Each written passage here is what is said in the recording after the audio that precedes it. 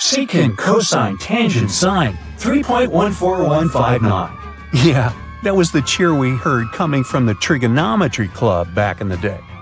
For the rest of us in math class, terms such as sine, tangent, and pi were just bewildering. Who invented these and why? Was their only purpose to make it harder for students? Well, not quite. Trigonometry was invented by the ancient Egyptians.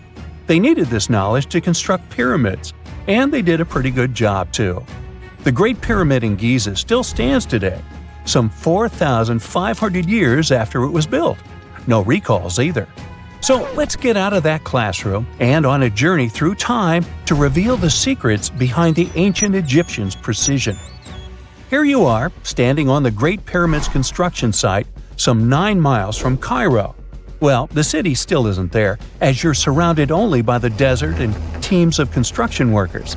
They're transporting large stone blocks weighing 2.5 tons each. They're inside a wooden sled that sits on large rollers.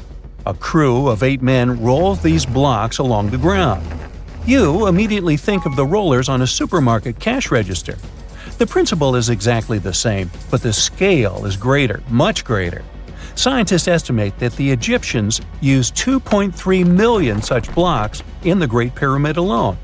And the block in front of you is one of the lighter ones.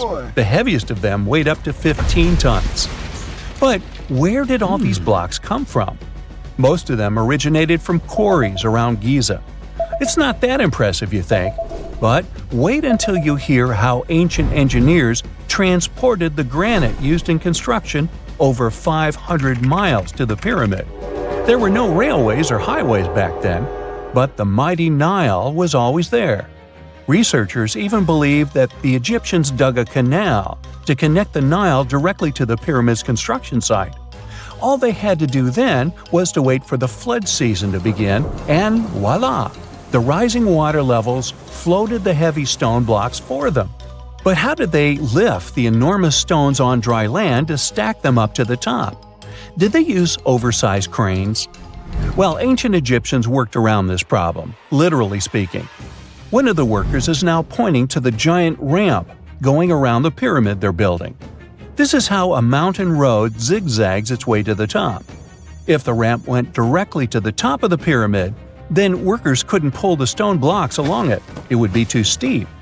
Scientists have calculated that 8% could be the maximum incline. So ancient Egyptians just extended the ramp around the pyramid.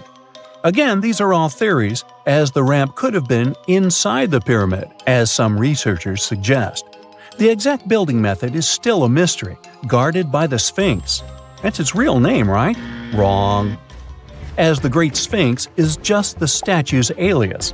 You know, the name writers take when they want to hide their true identity, or a singer's stage name. The Sphinx's real name, translated from Egyptian, means Horus in the horizon. That was the name for the Egyptian deity of the sky. The trail of mystery doesn't end there. As a man walks past you with a bucket of paint, he's going to add a touch of color to the Great Sphinx. Researchers found specks of this red color next to its ear. That was some strong paint, as it survived for thousands of years. You are now standing straight in front of the Sphinx. You look up. It's very tall, right? 66 feet to be precise. Now resist the urge to take a selfie. You can do it. Now you notice something else. It looks like the Sphinx is in the center of a giant triangle in the back. That's one side of the Great Pyramid. And no, your eyes are not playing tricks on you. The Sphinx really does sit in the center of the pyramid's lateral face. Here's where math comes in handy. A pyramid has 4 sides, called lateral faces. There's also a 5th face, the base, but that's not visible. It's, wait for it, face down. The Sphinx has one last mystery to reveal: its age. Scientists agree that Pharaoh Khafre built the Sphinx. He ruled after his father, who had built a great pyramid nearby. So both structures were finished around the same time. Let's talk about numbers again. You've heard of Cleopatra, the Egyptian princess described as a woman of great beauty. Hello? She saw the pyramids, but she lived closer to the time of the first iPhone than the time of the people who built the pyramids. Fascinating, right? You can see thousands of people around you. They're working hard to build the pharaoh's tomb. But how many of them are there exactly? One Greek philosopher estimated there were as many as 100,000 workers. Seems like an okay number for such an enormous structure, but it can't be true. Science simply can't back up this number. Egyptologists put the total number of workers at 30,000. And yes, Indiana Jones was one of them, at least on the big screen, but he showed up late. Egyptologists know a lot about the pyramids, but not everything. Not because they don't want to, but because they haven't yet dug up enough evidence. They can only guess how the building process went. First, engineers would arrive to choose the right spot and do the necessary measurements. That's why they needed all that complicated math. Then, it's time for sourcing the material, the large stone blocks I mentioned earlier. When boats deliver them to the site of the future pyramid, workers can finally do their thing. They operated in smaller groups, but there were at least 2,000 of them chiseling and carving away at any given time. Sounds like a typical construction site today? Well, that's because it is, just thousands of years ago. It's amazing what ancient Egyptians were able to achieve with just copper and stone tools.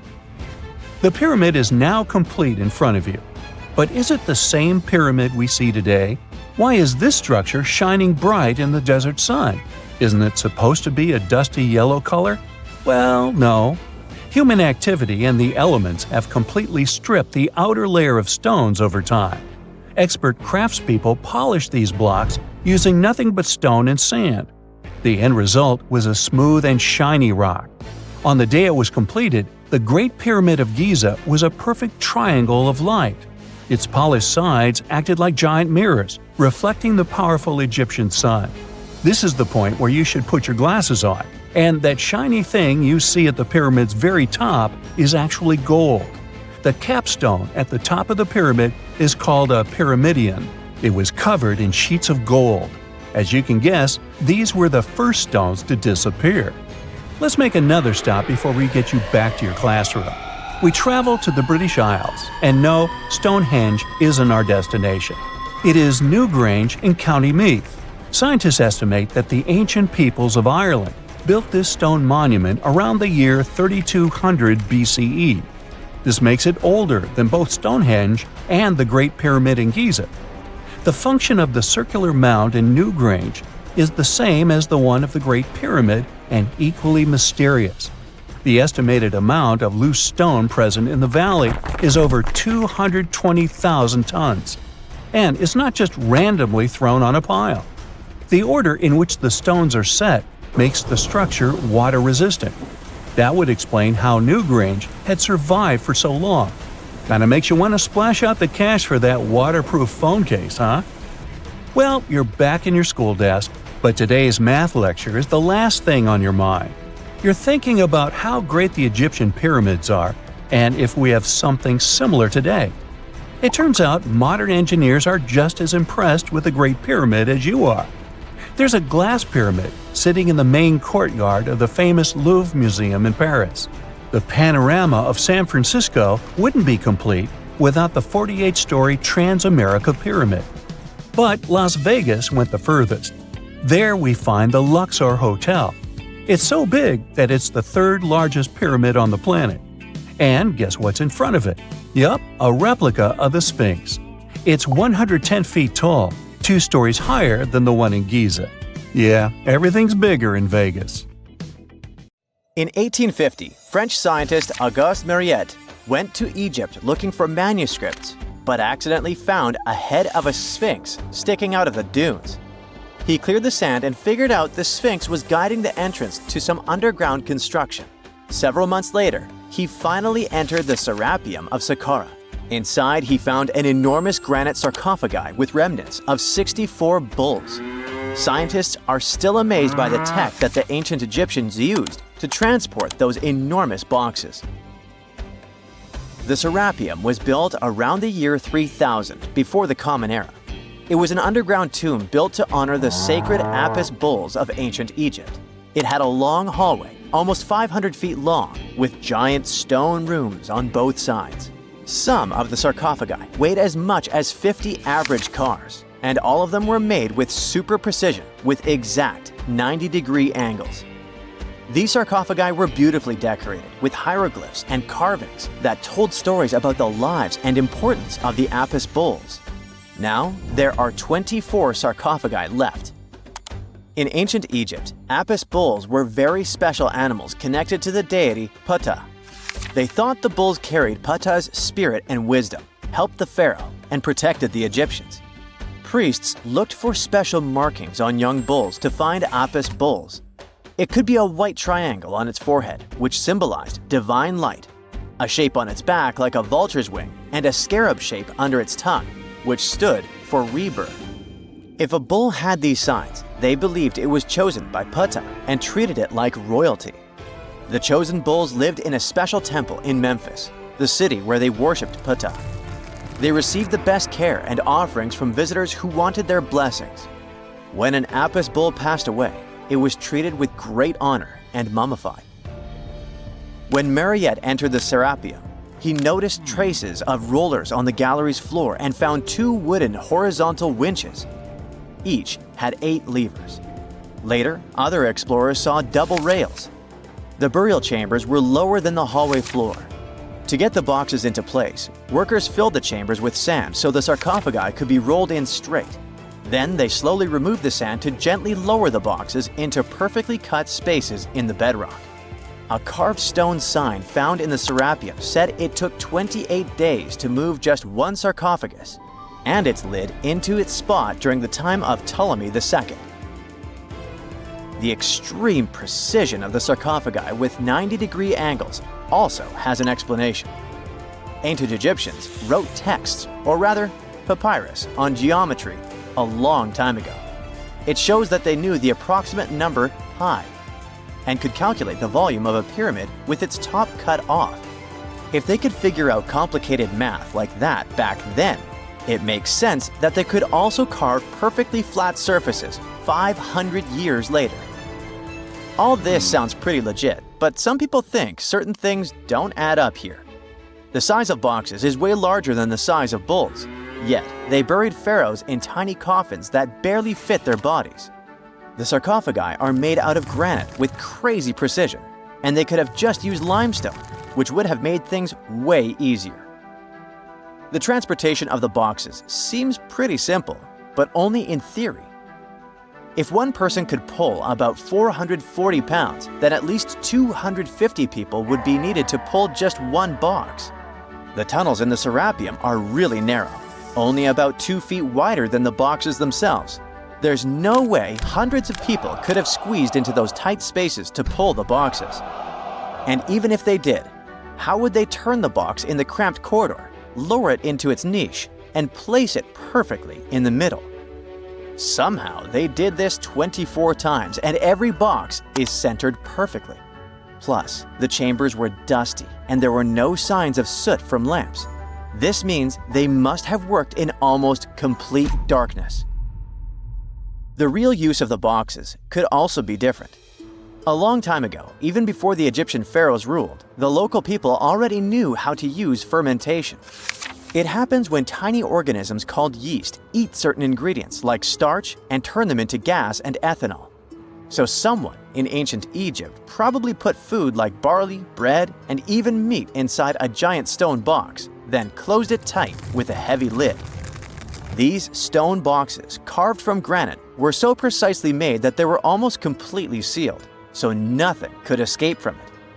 As the yeast inside the box started working, it created more and more CO2 gas. It built up pressure inside the box. The granite boxes were incredibly strong. They could handle more pressure than a car tire can hold. When granite was squeezed under such pressure, its crystals produced a tiny electric charge. This effect was possible because granite contains quartz, a material that reacts to pressure this way.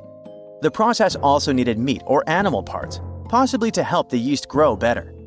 Meat contains something called oleic acid, which yeast needs to keep growing and to survive the bad effects of the ethanol it produces.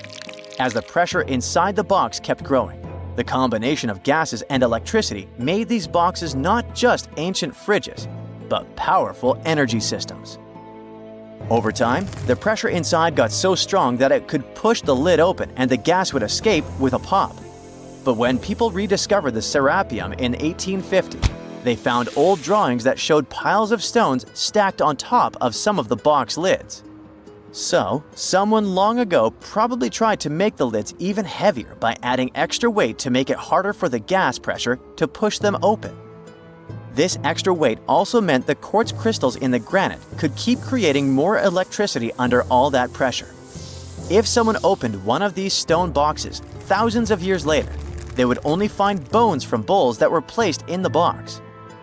And that's exactly what Mariette discovered in the 1850s. They opened the Serapeum for visitors soon after the first excavations in the second half of the 19th century. Prince of Wales even had a luncheon with his guests in one of the sarcophagi. Sands and earthquakes made the site inaccessible for a while, but now you can visit it again and try to solve the mystery yourself. With new tech, we could have answers to many other historical mysteries soon. A team of scientists at Chicago's Field Museum of Natural History recently used a special CT scanner to learn more about ancient Egyptian mummies without unwrapping them. They gently rolled 26 mummies on custom carts out to the parking lot, where the scanner was waiting. It took thousands of detailed X-ray pictures of each mummy and their coffins.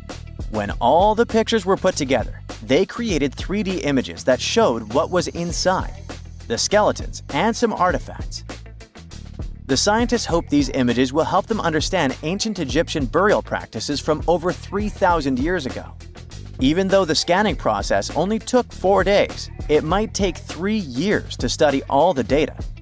But scientists were able to learn some personal details about the mummies.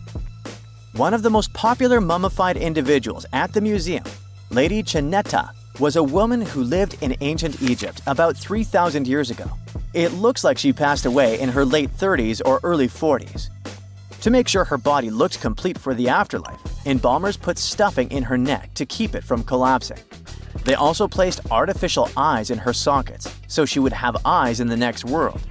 She was wrapped in fancy linen and placed in a beautifully decorated coffin. The scans revealed that it had been carefully crafted with a slit at the back, which embalmers used to fit the body. There were also some artistic details on the surface, like markings for her knees. It looks like her burial was on the scale of a high-end luxury car. Back in December 2012, a lot of people were freaking out over the idea that the world might end in some catastrophic event. And it was all thanks to the famous Maya calendar. This ancient way of tracking time had been the subject of endless speculation. But one of its biggest mysteries was definitely an 819-day count found in some versions of the calendar. No one could explain why it was there or how it worked, until recently, when a group of researchers from Cambridge might have finally cracked the code. First things first, how does the Maya calendar work? So the system the Maya civilization used to track days was based on something we now call the calendar round. Think of it like 3 interlocking gears. These are 3 cycles working together. The first is a 365-day solar year, known as Hab. The second is a cycle of 20 names. And the third is a cycle of 13 numbers, which forms a 260-day sacred calendar, called Solkeen. Just like we'd say something like December 25th, 2025, they named their days based on how these 3 cycles lined up. For example, here we have the day 3 Manik and the 14th of the month Hop. It takes 52 years for the 3 cycles to align in the same way again. After that, the days start repeating. But this is where things start to get more complicated and mysterious.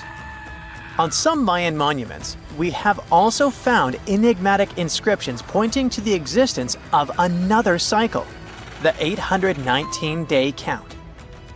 There are about 20 examples of these inscriptions, mostly found in places like Palenque and Yaxchilan in Mexico. So it didn't seem random at all, and this calendar must have been hiding a big secret. Early research showed that the 819-day cycle was represented by one of 4 colors and the cardinal directions associated with them. Black was tied to the west, red to the east, white to the north, and yellow to the south. Researchers also discovered that this period of time could be broken down into 3 smaller cycles: one of 9 days, one of 7 days, and one of 13 days. Multiply them together, and you'd get 819 days. Pretty cool, but why did they do that? This color scheme and the 3 cycles seemed like a basic level of interpretation, and experts were pretty sure its real purpose was still hidden from us. Another thing researchers noticed is that this strange count of days was mostly shown using a Y glyph, followed by a number. But in some cases, they also added a glyph representing Kawil. This was a powerful Maya deity often associated with creation and lightning. He was usually symbolized by a torch coming out of his forehead, representing the spark of life. But in the 90s, a study suggested that when Kawil's inscription showed smoke and fire coming from his forehead, it could actually represent the planets Jupiter or Saturn, or maybe even both. Wait, that means that the 819 days count could be linked to both planets in some way. From there, research focused on figuring out what that link might be. The first conclusion is that this calendar might have helped the Maya track the movements of those planets in some way. Then they started noticing something interesting. These cycles could be specifically tied to the synodic periods of Jupiter and Saturn. By synodic periods, we mean the time it takes for a celestial body, like a planet, to return to the same or nearly the same position as seen from Earth. While this possibility was pretty exciting, something didn't quite add up. Each planet moves very differently, and trying to fit multiple planets into an 819-day span just didn't seem to work. In other words, this 4-part color-coded calendar system was simply too short to align perfectly with the synodic periods of the visible planets. So it looks like we're back to square one. This mystery had people scratching their heads for ages, until 2023, when specialists realized they might have been looking at it all wrong. Researchers actually needed to shift their perspective. Instead of seeing this system as 819 days, they needed to consider the number as representing timelines. And this period of time could be just a small part of a much, much bigger calendar. You see, as we said earlier, this cycle seemed to track the period when a planet became visible to people on Earth. To prove that these 819 cycles were timelines, not actual days, researchers needed a planet that could serve as a starting point to back up their theory. In this case, it was Mercury. And there's a pretty simple reason for that. Mercury's synodic period is 117 days, which fits perfectly into the calendar count. I mean, if you take 1819 and divide by 117, you get the number 7. So, Mercury is the only visible planet whose synodic cycle fits neatly into this period as whole numbers. Perfect. Now they had a solid starting point. From there, they needed to expand the calendar by increasing its length to 20 periods of 819 days. Suddenly, a pattern emerges. And just like that, all the synodic cycles of the planets fit perfectly into the system. For example, Saturn's synodic period from 378 days lines up perfectly after 6 819-day cycles. Venus aligns every 5 cycles. Jupiter every 19 cycles. And Mars, which takes the longest, needs 20 cycles. In other words, it takes about 45 years for Mars to align with the synodic periods of all visible planets. So, this is how researchers determined that the ancient civilization wasn't referring to days, but rather to timelines. The Maya astronomers came up with this count as part of a larger calendar system of 20 periods. But then a question comes up. Why was studying the synodic period so important to the Maya? Well, we don't have super specific answers about this mysterious calendar yet. But what we can say for sure is that the Maya truly believed in the powerful influence of the cosmos on daily life. So maybe they wanted to analyze how the movements of all the visible planets lined up with their other calendars. Of course, this system is just one part of the Maya's amazing and advanced understanding of astrology. And it wasn't just about using astrological cycles for planting and harvesting. They also had crazy specific knowledge, like how to predict solar eclipses. Archaeologists believe the Maya connection to the stars is reflected in the ruins of their world. Take the famous pyramid in the ancient city of Chichen Itza, located in Mexico's Yucatan Peninsula. If you look closely at the base of its staircase, you will see a snake's head carved in stone. But here's the coolest part. During the spring and fall equinoxes, when day and night are exactly the same length, the sun casts sharp, triangular shadows on the staircase. It creates the illusion of a snake slithering down the steps. Another example of how they use their knowledge of astronomy in their temples is in Tikal, Guatemala. Built around year 1 of the Common Era, this pyramid is considered one of the Maya's earliest astronomical complexes. And its alignment and orientation allowed them to track and calculate solstices and equinoxes with incredible precision. The Maya were skilled skywatchers. Just like we have modern-day high-tech observatories with round domes, they had something similar. Meet El Caracol. The name means snail in Spanish and refers to the spiral staircase inside the tower. Built around 906 Common Era, it was the perfect place to observe all the changes in the sky and track the movements of the sun, moon, planets, and stars. Unlike us today, with our telescopes, satellites, and advanced tools, the Maya relied entirely on naked eye observation, and that makes their achievements even more incredible. Can you pronounce this name of the Aztec capital city? Yes, it's quite difficult to say in English and above my pay grade. Okay. It's Tenochtitlan. And Mayan cities are hard to pronounce too. Consider Jaxchilan. They must be part of the same language, right? Well, not really.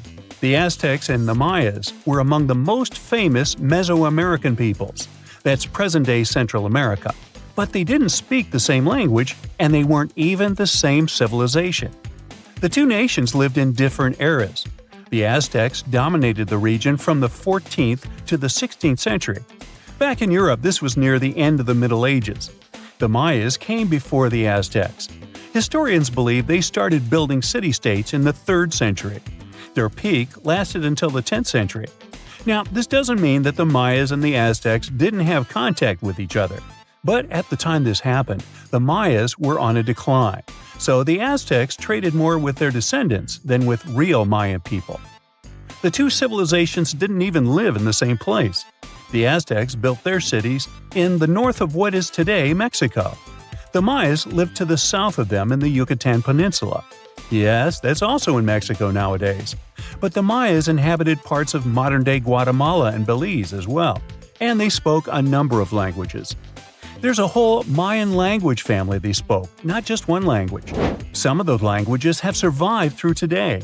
Estimates show that there are 6 million indigenous Maya people groups spread across Central America. In Guatemala, there are 21 Maya languages recognized by the authorities. Further north, in Mexico, the number of official languages is 29. For the Aztecs, the situation is much simpler. They had a single language.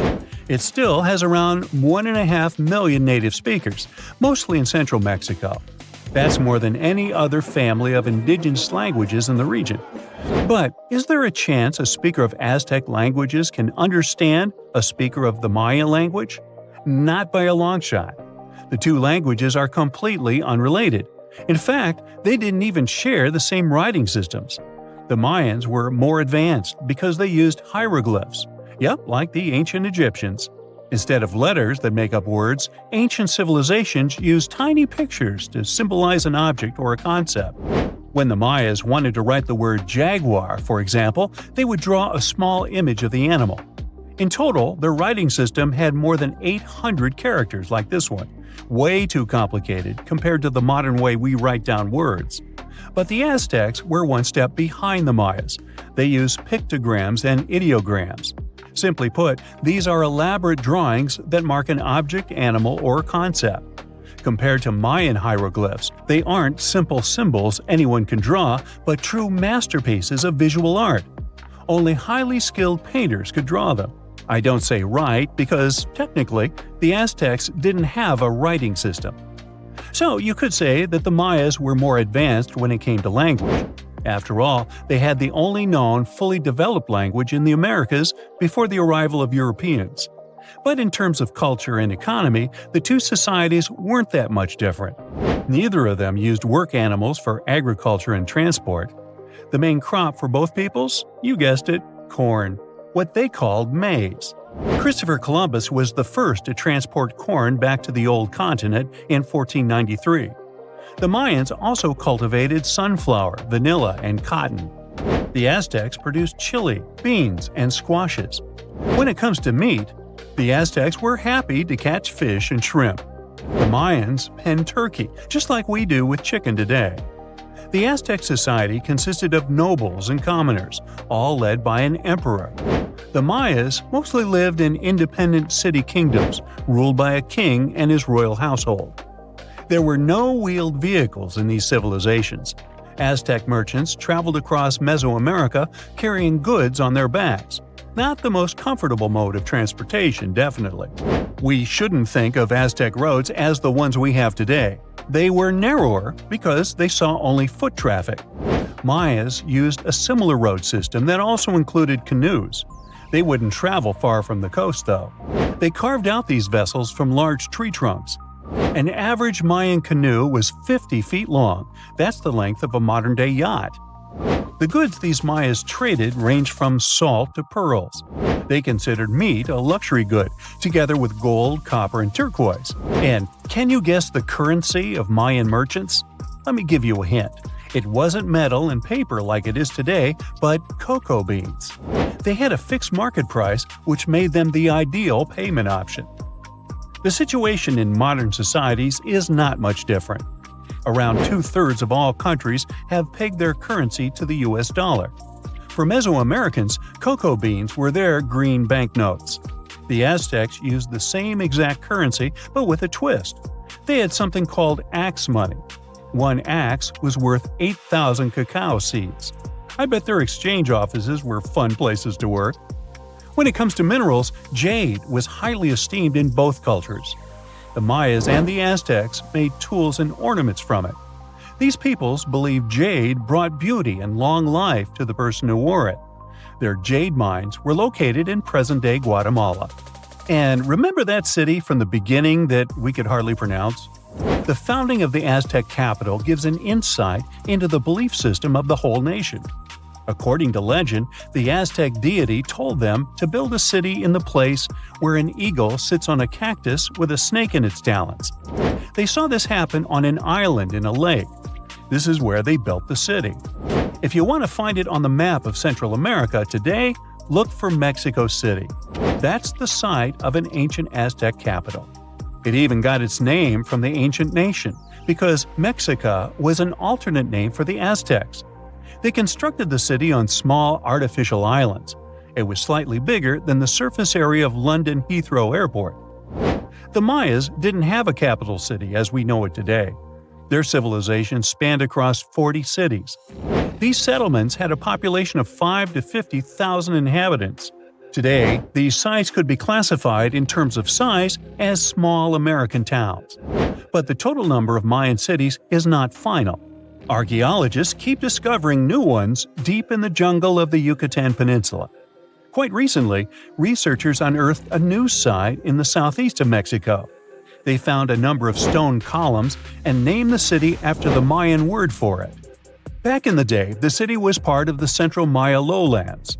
Today, this region is covered with thick jungle. The Maya abandoned their settlements in this area around the 8th and the 9th century. Historians still cannot agree on why this happened. Some claim overpopulation was the main issue. Others argue the trade routes collapsed, so Mayan cities couldn't flourish anymore. Whatever the case, northern Mayan cities lived on. The descendants of these peoples were there when the Europeans stumbled upon them several centuries later. The Aztecs were also present in today's Mexico at this time, but contact with a foreign culture didn't bring them much good.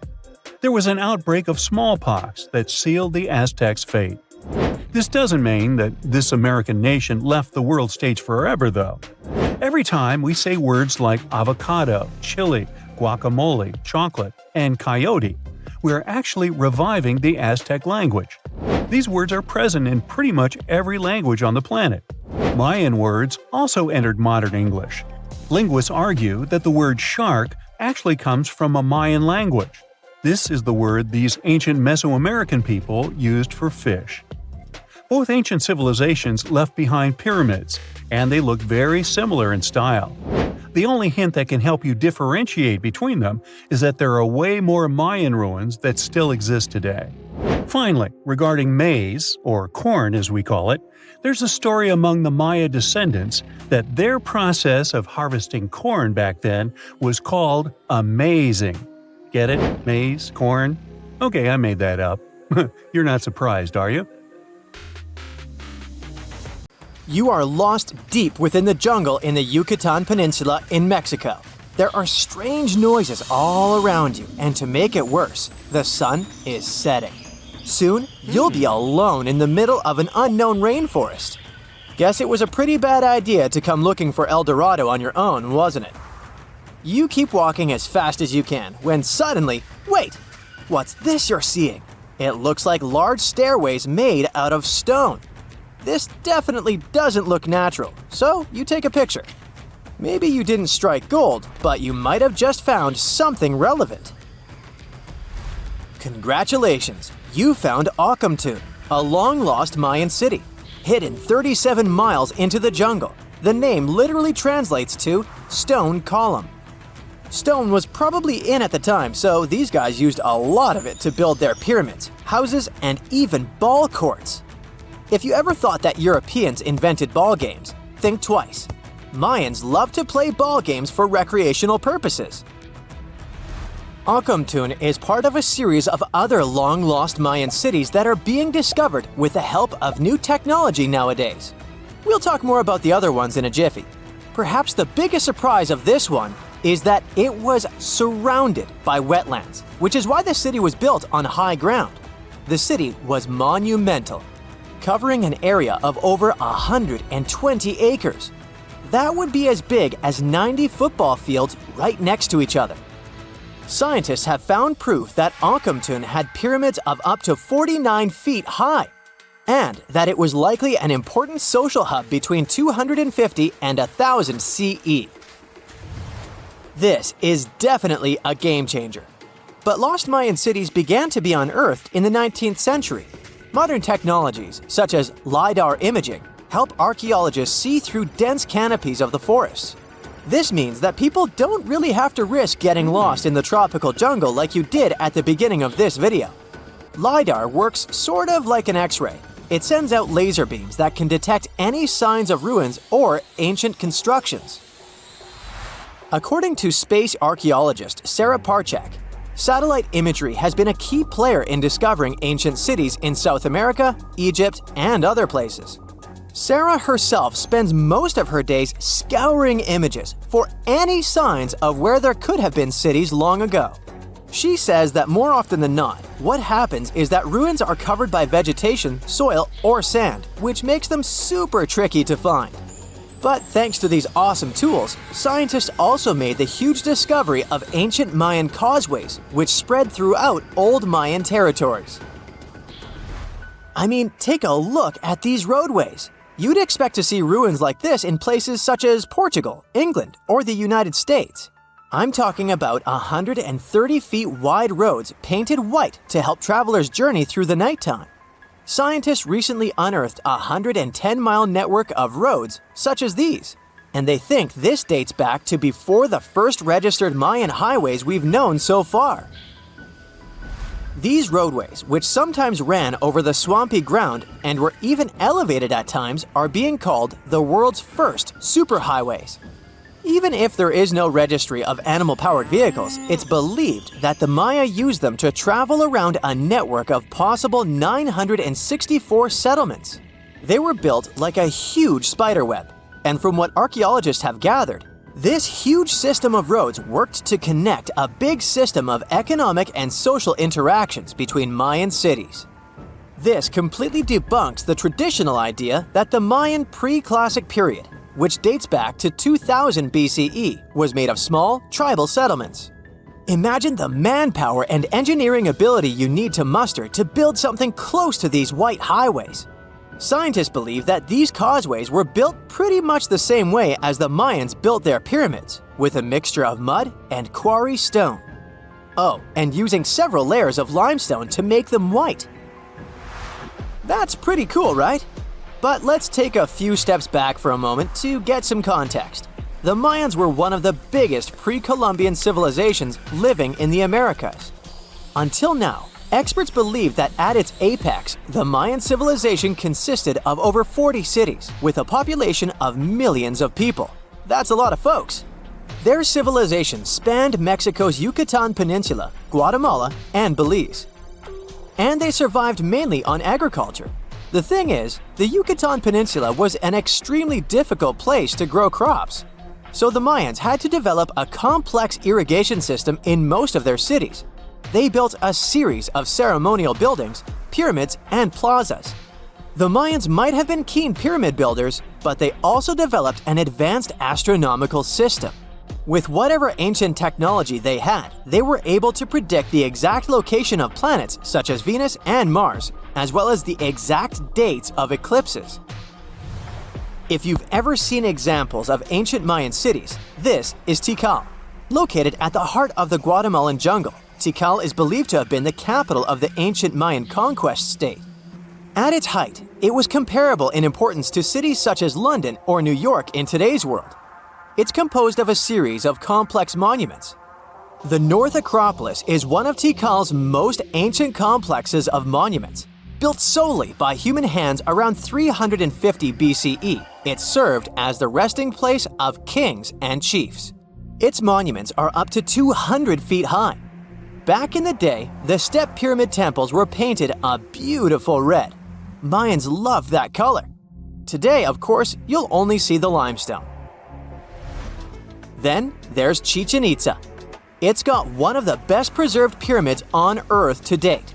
Located in Mexico's Yucatan state, this Mayan city is well over 1,500 years old. At its peak, it was home to 35,000 people. The site covers 4 square miles of land. The highlight is El Castillo, a tremendous step-like temple standing 80 feet above ground. Its most peculiar feature is that it has 91 steps up each of its 4 sides, including the upper platform, which makes for 365 steps, the same number of days as the solar year. You can see that these folks were a pretty big deal, huh? That's why nobody can really understand what happened to them. There's a big lack of evidence on the decline of this almighty empire. What could have been the cause of their demise? Was it a drought? New research in 2017 did bring some new discoveries into the mix. Using data from a site at Ceibal, located at southwest of Tikal, scientists analyzed radiocarbon data from ceramics and archaeological excavations to extract new information about the unexpected demise of this great civilization. The information shows that instead of a sudden collapse, the Mayans most likely fell in waves of social instability and political crises. These events are believed to have deteriorated Mayan city centers and began causing the dispersion of the Mayan population. It's hard to pinpoint the exact causes, though. But hey, recent discoveries are shedding a big light on humanity's past. Not only about the Mayan Empire, but about other long-lost civilizations of South America. A major recent discovery in Brazil was done using satellite imaging technology and is also shocking scientists. Some images from near the Xingu River, also in the Amazon, suggest that cities of millions of people might have existed inside the jungle, way before our modern civilization ever existed. I mean, if this doesn't shock you, I don't know what will. Satellite imagery also detected a network of trenches, dating back to 200 and 1200 CE in the Bolivian Amazon forest. These proofs suggest settlements that could have supported around 60,000 people right in the middle of the Amazon forest. When researchers from the University of Florida went on ground to check the satellite information, they were shocked to find several mounds that were accompanied by ditches and geoglyphs. Archaeologists also found remnants of carefully designed walls centered around plazas, much like the type of construction done by the ancient Mayans. You know, a lot happened in the first millennium CE. Sure, we're talking about 1,000 years worth of human history. If you'll remember from school, you'll know it was the time of the rise and fall of the Roman Empire. It was when humans saw the transition to the intense times of the Middle Ages. And some say it was the apex period of the Mayan civilization, all the way in Mesoamerica.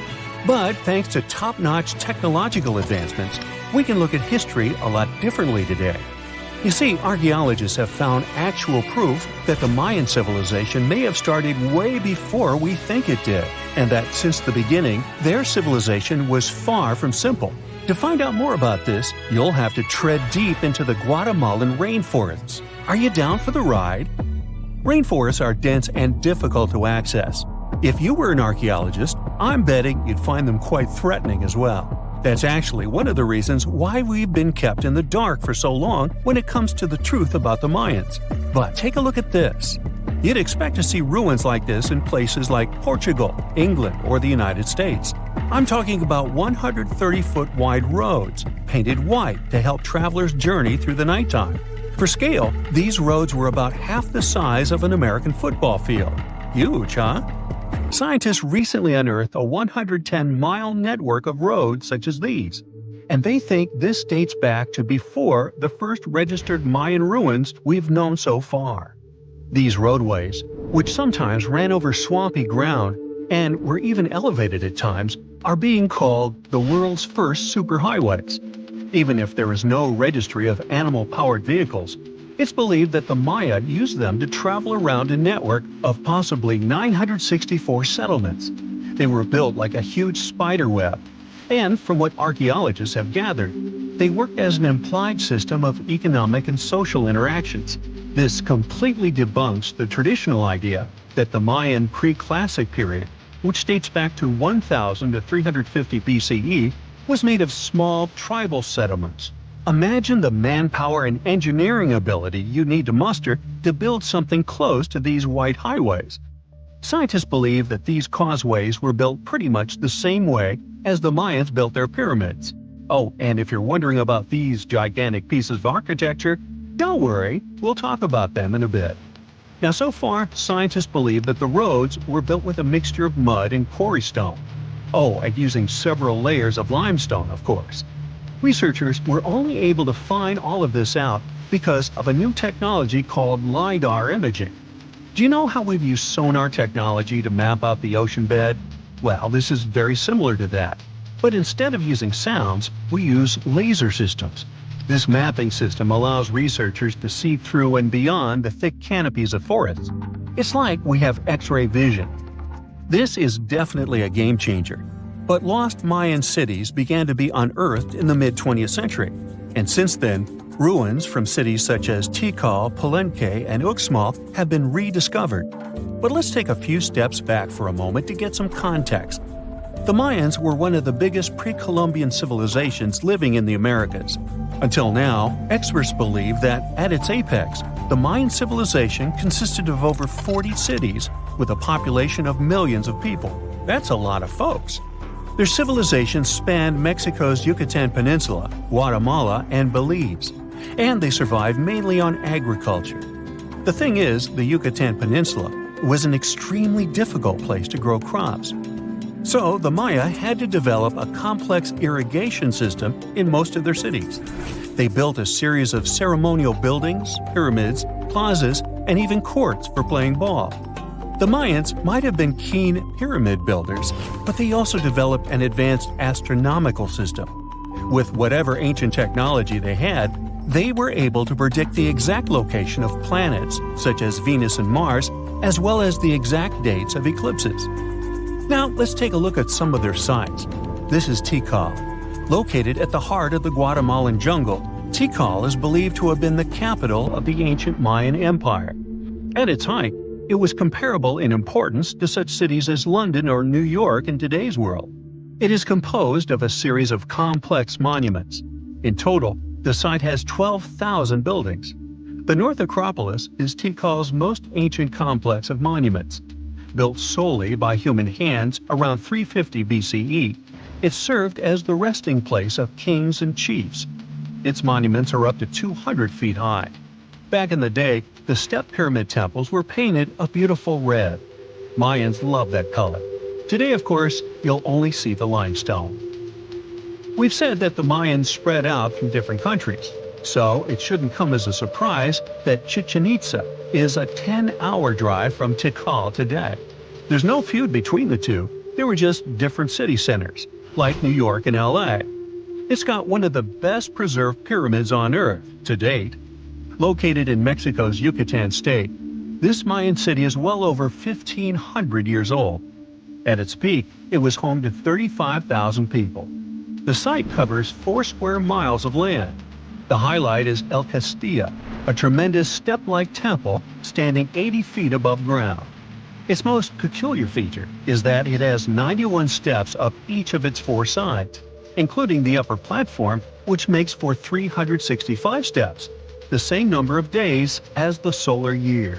Makes you go, Behold, the lost city of Palenque. Another important Maya city is believed to have hosted over 6,000 people at its peak. Archaeologists have made some unusual discoveries on this site. The most eccentric of them all makes us think of Indiana Jones and the Tomb Raider. One of the buildings in Palenque is believed to be the final resting place of the Red Queen of Palenque. She was believed to be the grandmother of the last Mayan king. In her honor, a huge monument was built to keep her body after her passing. The discovery of the tomb itself was already thrilling. Archaeologists found an ancient monument when digging at the site back in 1994. The first they saw was a room with a hidden door. Once they opened the door, they discovered an 8-foot-long corridor. At the end of this corridor was the queen's chamber, and inside was the mummy of the queen herself. They found her to be accompanied by her pearls, jade shells, and expensive rocks. But as the team explored the remains, they saw something strange. The room was filled with a red-colored powder. Researchers knew that the color red was important to the Mayan people, but they didn't understand why the queen was buried with this unknown substance. They took a sample back with them for further analysis and discovered that the red powder was cinnabar, a very dangerous mineral. This powder, when inhaled, can cause severe health damage to a person. The team concluded that this could only be a trap for anyone trying to steal her riches. Talk about curses, huh? One thing that has always troubled researchers is the lack of evidence on the decline of this almighty empire. What could have been the cause of their demise? Was it a drought? Some disease? New research in 2017 did shed some light on this issue. Using data from a site called Ciabal, located southwest of Tikal, scientists analyzed radiocarbon data from ceramics and archaeological excavations to extract new information about the unexpected passing of this great civilization. The information shows that instead of a sudden collapse, the Mayans most likely fell in waves of social instability and political crises. These events are believed to have deteriorated Mayan city centers and began causing the dispersion of the Mayan population. So, what's your take on the end of this story? The story goes that 2 Mayan twin boys loved to play ball. Sure, they were really good at it, but they also made a lot of noise when playing. The lords of the underworld soon became bothered by the sound and summoned the 2 boys to the underworld, a place the Mayans called Xibalba. As soon as the boys reached their gloomy destination, the lords of the underworld began putting them through a series of tests. Soon enough, the inexperienced twin boys failed the tests and lost their lives. But this was not in vain. This sad event resulted in the appearance of a beautiful fruit tree. Soon enough, a young woman saw a beautiful fruit on this tree and reached up to pick it. Legend has it that soon after that, she gave birth to another set of twin boys named Hunahpu and Xibalabaqui. Just like their ancestors, these twins were great ball players, but they were equally as loud, and the lords of the underworld became annoyed again. They decided to ask this pair of twins to come to play a game in the underworld, hoping to get rid of them too. When the twins arrived, the lords sent them through a number of frightening places. The first one was the House of Gloom, which was very dark. They then passed through the House of Knives, where they had to avoid getting injured. The twins then built a fire in the House of Cold, so that they didn't freeze, and ran through the House of Jaguars, where they tricked the animals into not eating them. Finally, they entered the House of Bats, where they seemed to have lost their luck. One of the bats managed to run off with Hunahpu's head. The lords then challenged the twins to play ball with them, but the boys were clearly at a disadvantage. Xibalabaqui placed a turtle on Hunahpu's shoulders to make up for his lost head, and they began playing.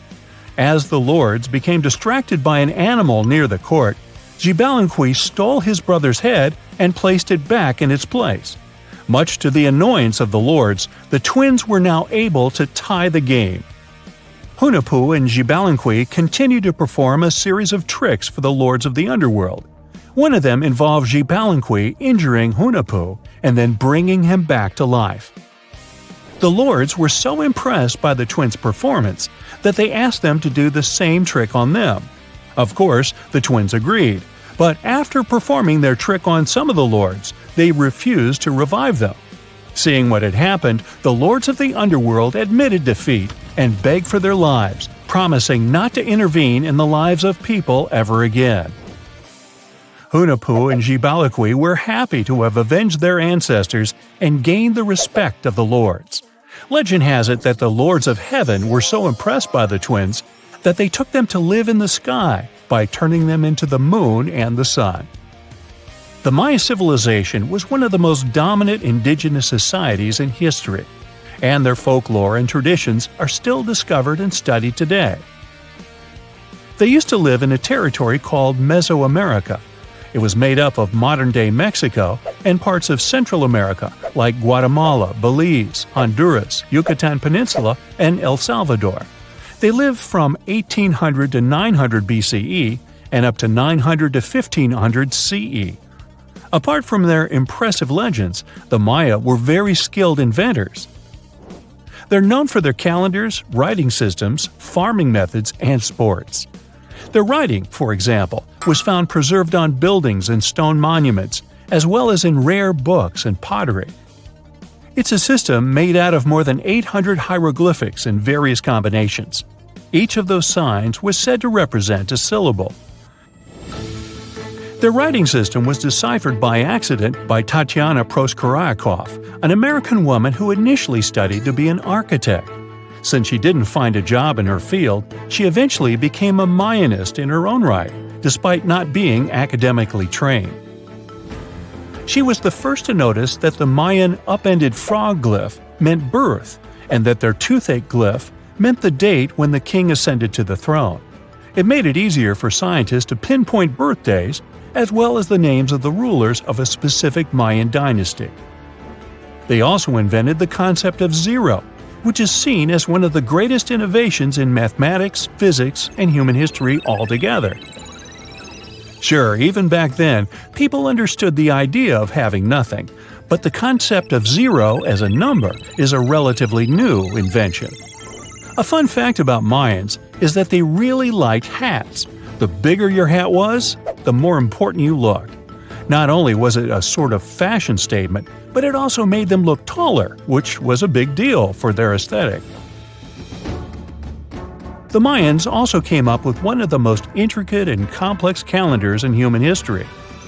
It was the first to use 0 as a placeholder. Their calendar ended on December 21, 2012, which led some people to believe that it translated to the end of the world. Obviously, that was not the case. It just so happened that the date coincided with the end of a Mayan cycle of years. But you know, as advanced in science and astronomy as they were, they did make some mistakes. One of them was their belief that the world was flat. Their theory was that the 4 corners of the world were watched by the Brother Lords, who kept the sky from falling over their lands. Hats off for their menus, though, as they were well-known chocolate eaters. They turned eating chocolate into a form of art. The drink they made wasn't really like the hot chocolate we enjoy today, though. The recipe included mixing cacao with water, honey, chili pepper, cornmeal, and other ingredients to make a foamy, spicy drink. The ritual of drinking cacao was a crucial part of their celebrations. We're not done discovering all the amazing parts of their architecture and civilization. It was only a few years ago that a Maya pyramid was found at Tonina, in the Mexican state of Chiapas. It was estimated to be more than 1,000 years old. The reason why it escaped archaeologists for so long was that it lay hidden under what was believed to be a natural hill. The ruins of 2 Mayan cities have been recently discovered in the Mexican state of Campeche. Why didn't we find them until now? Well, they were concealed by really thick vegetation, which made it difficult for archaeologists to reach them. The Mayans didn't just disappear. Their descendants are still around today, many of them choosing to live in their ancestral homelands. You can find them in Guatemala, for example, where the Maya people make up the majority of the population. Overall, the Maya ethnic group contains people that speak different Mayan languages, such as Yucatec, Quiche, Quechua, or Mopan. They had no idea what a spa day was, but the Mayans really enjoyed a nice sweat once in a while. Sweat lodges were discovered around ancient Mayan sites. They were built out of stone or adobe. These rooms were an essential part of their cleansing and healthcare rituals. One of the earliest sweat lodges was found in Quello in northern Belize and appeared to date back 3,000 years. One of the most important parts of the Mayan culture was a ball game which they named Pix. It had both political and spiritual significance. We can see ball courts at important parts of Mayan archaeological sites. The main goal of the game was to pass a rubber ball through a very high stone hoop without using your hands. Basically, it was a combination of soccer and basketball. However, it could have serious consequences. The loser could, at times, even lose his own life. Ooh, high stakes indeed. Because of this game and the need for bouncy balls, the Mayan people were some of the first cultures to use rubber. They made it using natural latex. There were different kinds of rubber depending on what natural substances the latex was mixed with. And that, my friend, is the way the ball bounces. Sorry, but you know me, I just couldn't resist. Tunnels, metro, underground systems, and even secret passageways to the houses of the rich and famous. Why else do we need tunnels, you may wonder? To hide. Many cities have underground tunnels and even underground doppelgangers. Now let's make it clear.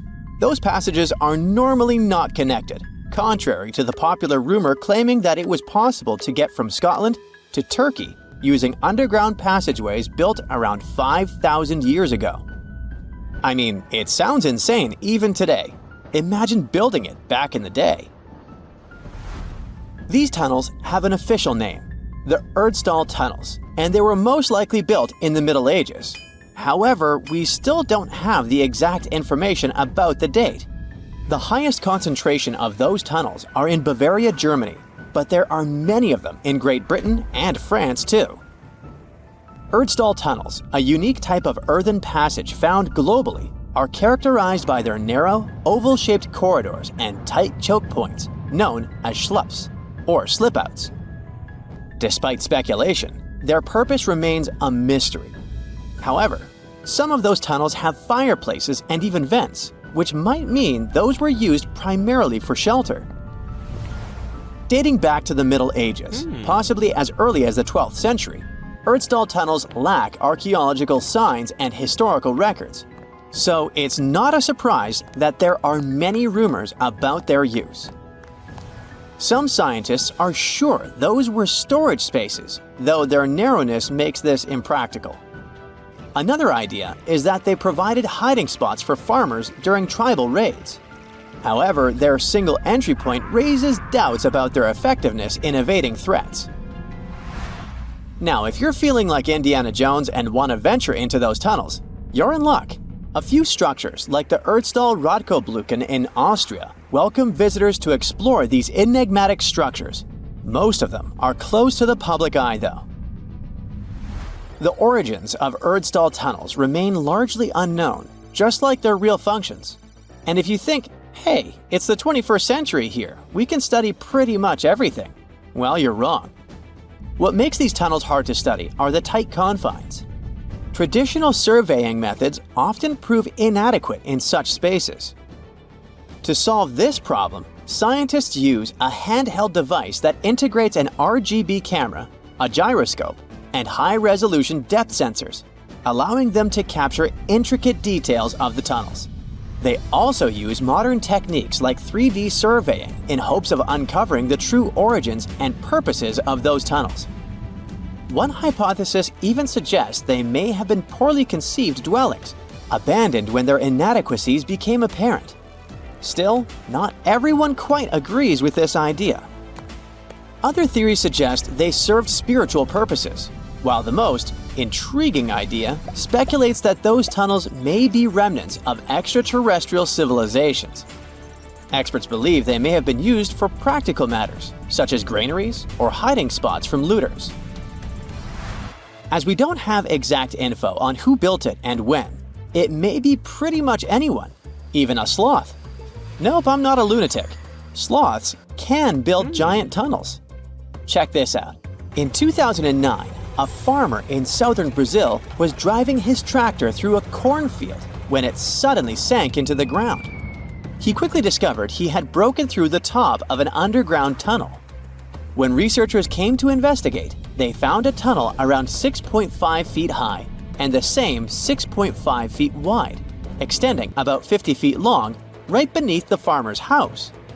When they looked closer, they instantly saw deep claw marks on the walls.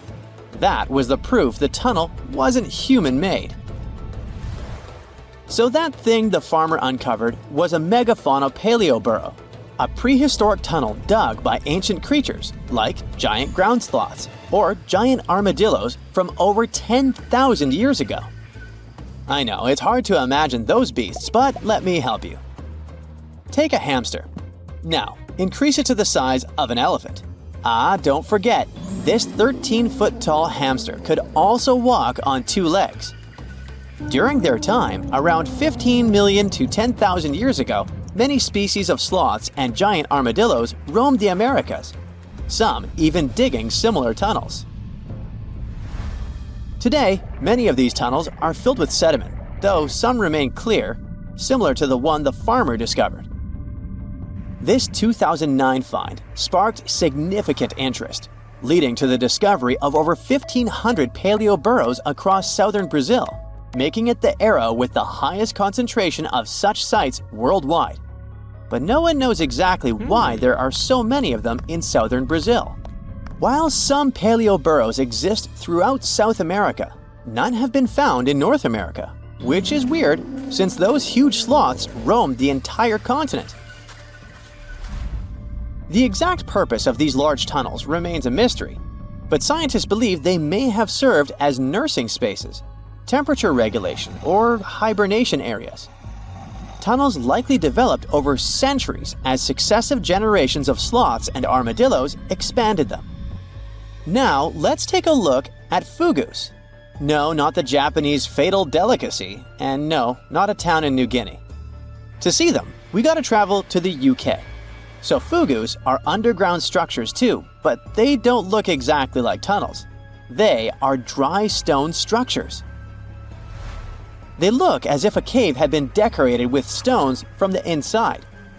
There are only around 15 of them found so far, and most of them are located in Cornwall. According to the estimates, those tunnels were built about 2,400 years ago, and they're still in pristine condition, which is truly fascinating. I mean, back in the day, people had no cool machinery whatsoever, yet their structures still last. And if you dare to buy an apartment today, well, chances are you won't be too happy about the quality. Going back to our fugus, there's nothing extraordinary about their supposed purpose. They could be used for spiritual purposes, as a place to hide, or a food storage. The latest application, though, is a bit weird. I guess it's not a secret for anyone that England is famous for its excessive humidity. And if you want to store your food properly, you gotta avoid the humidity at all costs. Otherwise, say welcome to mold and fungi. But ancient people weren't dull-witted at all, or they wouldn't have survived, and you and I wouldn't be around now. So they might have adapted those fugus to store just some products, those that already had natural molds in them, assisting in the preservation of perishable food, like milk, butter, and cheese. But hey, those are just speculations. The true reason why they were built remains unknown. What makes fugus unique is that they are intentionally built tunnels, not just excavated mines like those in Wales. They were crafted by digging deep trenches, lining them with stone slabs, covering them with capstones, and then filling over them, all of which took significant time and effort. Still, no matter how hard those were to construct, cities around the globe are often built over intricate tunnel systems, each unique to its location. For instance, Paris is famous for its extensive underground quarries, which were abandoned years ago, but still pose a risk of collapse in certain areas above. London boasts one of the largest tunnel networks in the world, including many that were specifically created for military purposes.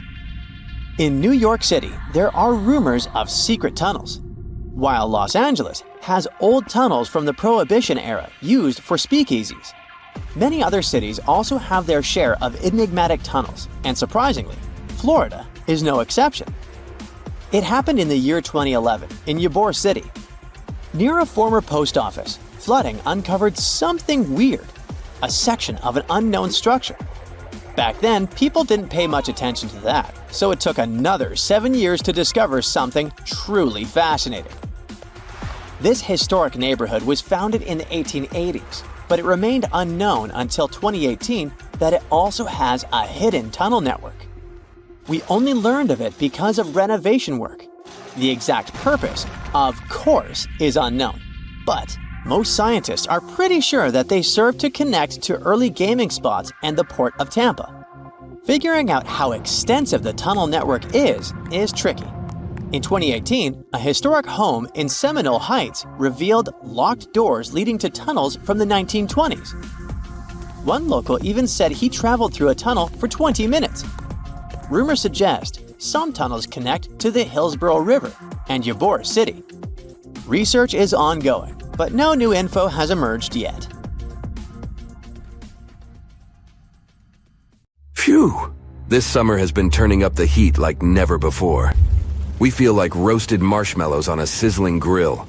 Yes, the world is getting hotter, but some regions have always fought with high temperatures. It turns out people had some inventions to keep themselves cool in ancient times too. Some of them are still functioning, even 3,000 years later.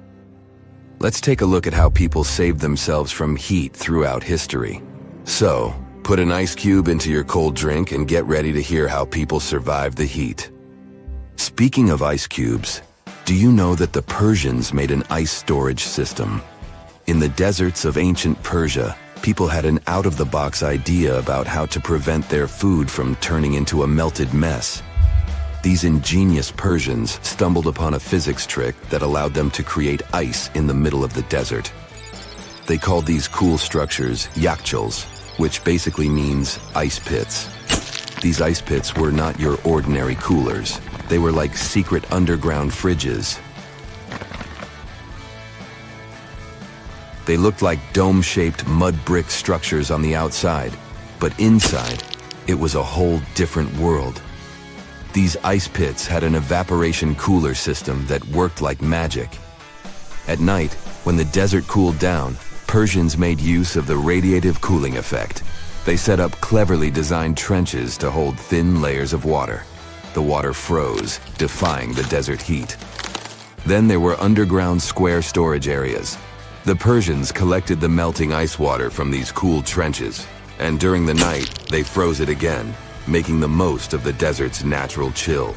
To add to the cooling effect, they built a wall to shade the storage areas from the hot midday sun. And that's not all. They had this fantastic wind-catching contraption called a badger that caught the breeze and directed it right into the ice pits. Fresh air plus ice. Cool breeze. A winning combo. They even had intricate water channels called qanats to bring water to the ice pits and homes all the way from the nearby mountains. As time passed, these yakhchuls faded into history and modern technology took over. But hey, there's good news too. Some awesome folks in Iran are restoring these ancient coolers. So, if you ever find yourself in the desert, don't forget to pay a visit to these marvelous places and witness the genius of the ancient Persians firsthand. Now, I want to focus more on the wind catchers because they don't just help make ice cubes. They actually function as a cooling system as well. Back in the day, those clever architectural wonders were all the rage in places like Persia, modern-day Iran, Egypt, and the Middle East. Imagine tower-like structures with openings at various levels strategically placed to harness the power of nature's breeze. These openings were like magical portals for the wind. They captured those refreshing gusts and guided them right into people's living spaces. Basically, they were natural air conditioners. The breeze would gracefully flow downward, cooling the ground as it danced through the building. The secret sauce lies in the details. The tower's height, the number of sides, the openings, and the positioning of the interior blades. Everything plays its role in how efficiently the wind towers work out. Thanks to these wind catchers, ancient societies could enjoy comfy indoor temperatures without sweating. Can you imagine living in those times? Feeling the gentle breeze whisking through your home, keeping you feeling fresh and chilled out? The Persians are often credited for inventing these awesome wind catchers. But hey, don't forget about Egypt. There, you can find traces of similar structures dating all the way back to 1300 BCE. Yes, the invention of wind catchers may have occurred in ancient Egypt, but Yazid in Iran is the city with the largest number of wind catchers. People wouldn't have been able to live there without these ancient ACs because there was almost no rain in the area throughout the year. Now, let's look at these perforated double-skinned exteriors. Imagine dressing up a building with a fancy perforated screen. It's like giving its exterior a stylish makeover while keeping things chill inside. This genius technique, firstly, scatters the natural daylight, so no harsh sunbeams to blind you. The screen also offers shade like a pro, giving the building's interior a much-needed break from the blazing sun. Think of it as a natural sun hat for your home. Placing this screen about 4 feet away from the outer walls creates a breezy, dreamy hallway for fresh air circulation. And hey, they add a touch of elegance to the building too. These structures are sometimes called jali. Jaipur, India, for example, has an average daytime temperature of about 100 degrees Fahrenheit. So these structures are lifesavers. Jalis come in various forms, crafted from cement, earth, and wood. It's a cultural symbol deeply embedded in Indian architecture. You can find its captivating presence in iconic historical buildings like the majestic Taj Mahal and the Grand Red Fort in Delhi. But hey, it's not just a thing of the past. It's still rocking modern architecture scenes, and its charm has sparked creativity in artists and designers worldwide. It adorns the building's exterior, its cross-section showing a larger opening on the outside and a smaller one on the inside. This is where the Venturi effect steps in to show off its physics prowess. As the air flows through the narrowing passage, It picks up speed, creating a difference in pressure between the inside and outside of the building. Air blowing at a higher speed gets compressed, and when released, it cools down. Mashrabia is a wooden lattice or screen used in the Middle East and North Africa. These decorative wonders are like window blinds, but they do more than just look pretty. They're smart too. They give privacy, shading you from the sun, and let fresh air and light in. Some people also add clay pots filled with water, sand, or damp straw to their designs. As hot air breezes through the holes, it also passes through the pot's porous surface. The moisture inside evaporates, cooling the air. This is a perfect low-cost technique for hot and dry climates. It's eco-friendly, and there's no need for electricity. Now, let's fast forward to today. Designers are getting creative, mixing traditional wisdom with modern tech. At the Al Bahar Towers in Abu Dhabi, they've got it too. Picture over 2,000 hexagonal panels that dance with the sun's movement, providing shade to the building's interior. Water evaporation was another secret weapon for ancient people. Simple, yet super effective. Plus, ancient Egyptians hung wet mats and curtains in doorways. When the air passed through them, it cooled down, providing a relief from the scorching sun. Ancient architects were the masters of maximizing airflow. They knew how to cross-ventilate and let hot air escape while inviting cooler air to the party. Speaking of ancient Rome, bathhouses were the place to be back then. It was like a community hub. People gathered to chat about politics, play sports, and, of course, take a relaxing dip. The frigidarium was the cool spot in Roman baths. After a steamy soak in the caldarium, Romans dashed to this giant pool to chill out. Then in some places, like Cappadocia in Turkey, people went underground to hide from the heat. They carved cozy dwellings in volcanic rock, harnessing the Earth's natural cooling powers. So the lesson here is simple. Architects and designers can create wonders by combining local traditions with smart tech. California's Death Valley boasts the highest officially registered temperature to date, with 134 degrees Fahrenheit in 1913. Meanwhile, Africa's sweltering record stands at 131 degrees Fahrenheit in Kebili, Tunisia, as noted in 1931. In Europe, the highest temperature ever documented reached almost 120 degrees Fahrenheit in Sicily in August 2021. Then, in 2022, the UK had the hottest summer of all time.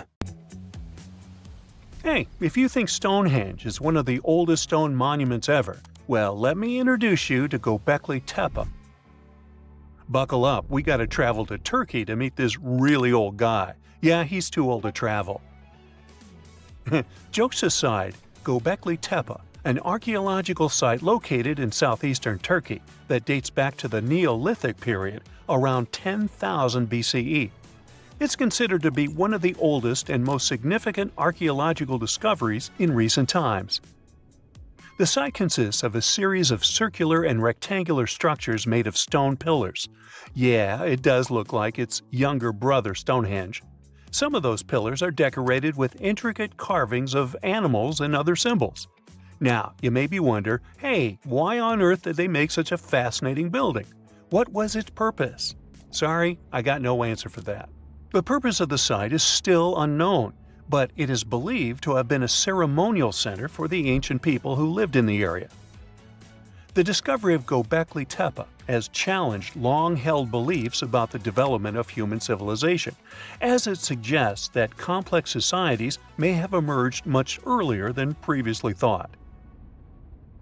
Okay, pack your stuff, our travels just started. Next destination, Masada. It's an ancient fortress located in Israel on a plateau overlooking the Dead Sea. Hey, look at that view, spectacular, huh? It was built by King Herod the Great in the 1st century BCE, and it was very smartly built. Within the fortress, there were various facilities such as storehouses, barracks, a palace, and a set of cisterns capable of holding approximately 40,000 cubic meters of rainwater. People living there believe that the collected runoff from a single day's rainfall could provide sustenance for over 1,000 individuals for a period of 2 to 3 years. Access to the fortress was limited to 3 steep and winding paths leading up to fortified gates.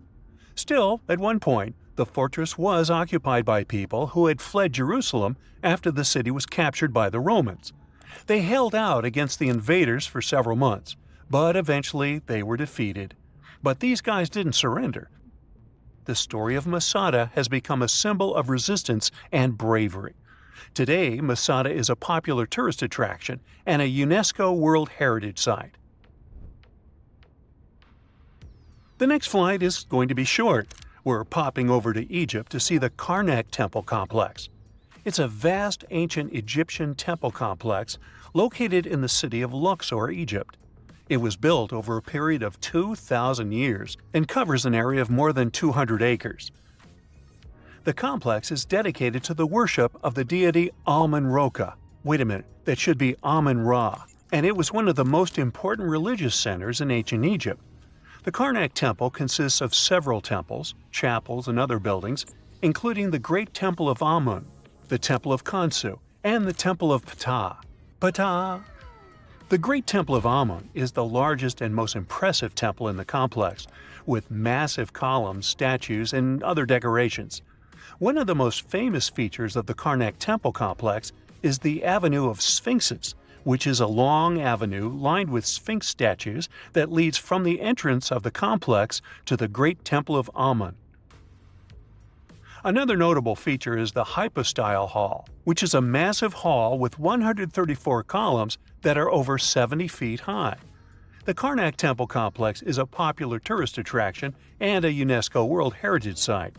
It's considered one of the most important archaeological sites in Egypt and provides a fascinating glimpse into the religion and culture of ancient Egypt. Hey, we can't hop on the next flight and leave Egypt until we see the Pyramid of Djoser. It has another name, by the way. It's also known as the Step Pyramid. This ancient Egyptian site is located in Saqqara. It was built during the 27th century BCE for the pharaoh Djoser by his architect Imhotep, who is considered one of the most important figures in Egyptian history.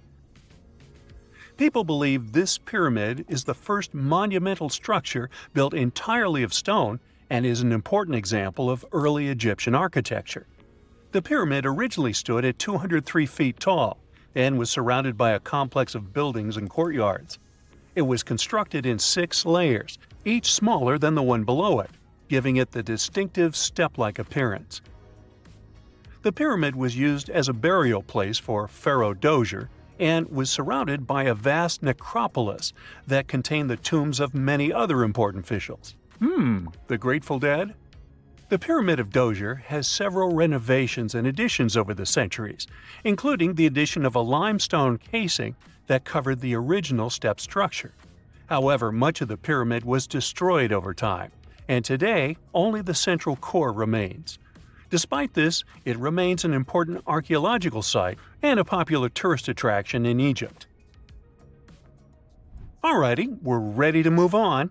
There's one more pretty recent discovery we gotta see today. The Tower of Jericho was only discovered during excavations in the 1950s and 60s. It's an ancient stone tower located in the city of Jericho in the West Bank. Just like Göbekli Tepe, this one is believed to be one of the oldest stone structures in the world, dating back to approximately 8000 BCE. The tower stands at over 28 feet tall. It's made up of 2 main sections, an inner tower and an outer tower, which are connected by a series of stairs. The purpose of the Tower of Jericho is not entirely clear, but it is believed to have served as a defensive structure or a watchtower. It may have also had religious significance, as it was located near a sacred spring. The Tower of Jericho is a significant archaeological site and has provided valuable insights into the early history of human civilization.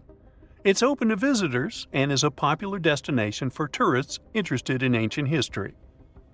Now, this ancient site even got attention from Netflix, and they made a movie where the action takes place in Mohenjo-Daro. This site was a major center of the Indus Valley civilization in present-day Pakistan. Mohenjo-Daro was one of the largest cities of the ancient world, with a population estimated to have been around 40,000 in its peak. Trust me, that must have been a crazy megalopolis back then. The city was notable for its advanced urban planning, with sophisticated drainage and sanitation systems, and its impressive architecture, including the Great Bath and the Granary. Mohenjo-Daro was abandoned around 1900 BCE, and its ruins were only rediscovered in the 1920s. Today, it is a UNESCO World Heritage Site and an important archaeological site for the study of ancient South Asian civilization. We're heading to a teeny-tiny country that has quite an impressive history. Welcome to Malta. The Xigantia Temples are a Neolithic site located on the Mediterranean island of Gozo. They're probably one of the oldest freestanding structures in the world, dating back to around 3600 to 3200 BCE. The temples consist of two megalithic structures, each with multiple rooms and altars. The name Xigantia means giant tower in Maltese, as people believe that only giants could have built such massive structures. The temples are believed to have been used for religious purposes and are considered to be an important example of prehistoric architecture. They were added to the UNESCO World Heritage List in 1980. Well, you must be pretty tired, but there's one more place we gotta visit today. Our plane is already landing in Armenia, and we're here to see the Temple of Garni. Look, this one is well preserved. This temple dates back to the 1st century CE. It was built by King Tiridates I as a dedication to the sun deity Mir. Sadly, the temple was destroyed in the 17th century during an earthquake, which is quite a common thing for this area, but it was later reconstructed in the 20th century. Today, it's a popular tourist attraction and is also listed as a UNESCO World Heritage Site.